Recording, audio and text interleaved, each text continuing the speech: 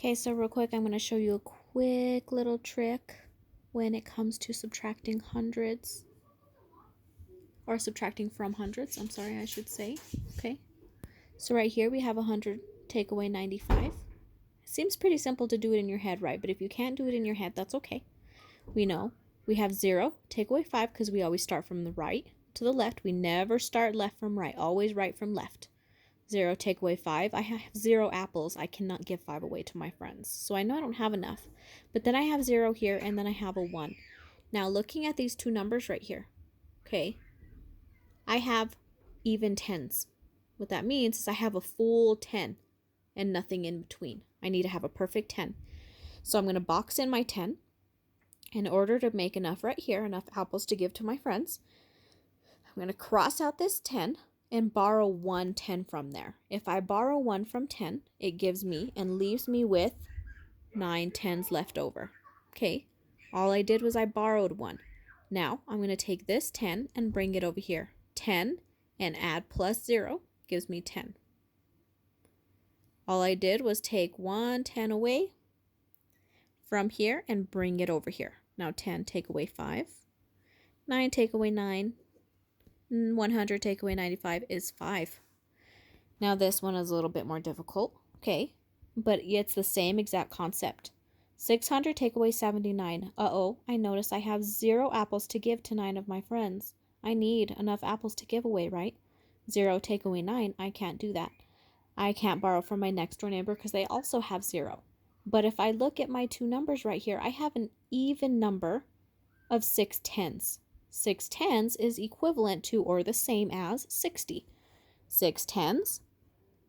Now what I have to do is I just have to borrow 1 10. That's all we need because this is in the ones place. Okay, all we need is 1 10 to make it big enough. So if I subtract 1 10, I am left with how many 10s?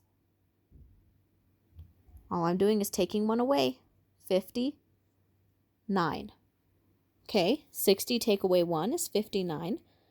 Now remember, this is in the tens and the hundreds place. So because we're borrowing 1 from our tens place,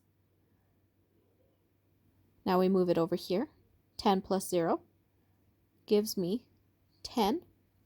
10 take away 9 is 1.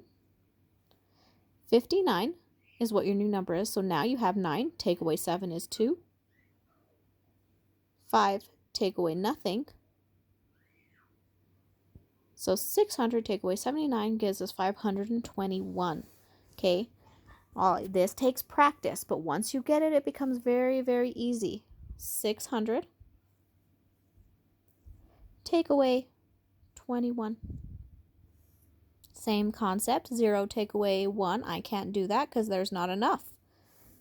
I'm going to borrow from my next door neighbor, but my next door neighbor doesn't have any either. Then he needs to borrow from his next door neighbor, and he has 6. But that means I have perfect tens.